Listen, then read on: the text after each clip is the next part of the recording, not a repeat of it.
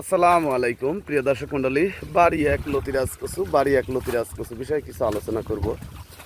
জমিতে পরিচর্যা করা হচ্ছে আপনার প্রতিটি ডাগরের ভিতরে বাড়ি এক লতিরাজ কচুর যে লতি বের হয়, ডাগরগুলি কেটে ফেলার পরে ডাগরগুলি আমরা পরিষ্কার করে দিচ্ছি। দেখেন প্রত্যেকটি গাছে কি পরিমাণ লতি বের হয়, সেটা চোখে না দেখলে আসলে বিশ্বাস করার মতো না। দেখেন যে লতিগুলি বের হয়ে আছে, জমি আমরা আগাছা দমন করতেছি। এই কচুটা রোপণ করার নিয়ম হচ্ছে লাইনে 1 হাত পর পর, এক লাইন থেকে আর এক লাইন 1.5 হাত পর পর এই কচুর চারা রোপণ করতে হবে। দেখেন প্রতিটি গাছেই লতি, ডাগরের ভিতর থেকে প্রতিটি গাছে কি পরিমাণ লতি বের হয়।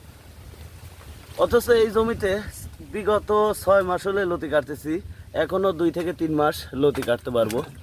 কারণ এটা কচুর চাইতে লতিটা বেশি দেয়, এই বাড়ি এক লতিরাজ কচু। তো আপনারা জমিটা চাষ করে নেবেন। চাষ করে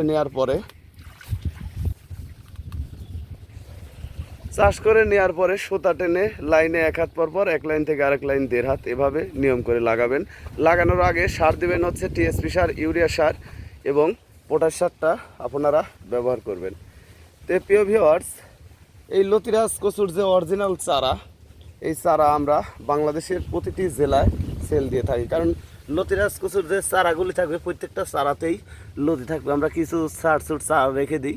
এই চারাগুলি 2 টাকা পিস মূল্যে বাংলাদেশের প্রতিটি জেলায় সেল দেওয়া হয়। আপনারা সংরক্ষণ করতে চাইলে আমাদের সাথে যোগাযোগ করতে পারেন। আসসালামু আলাইকুম।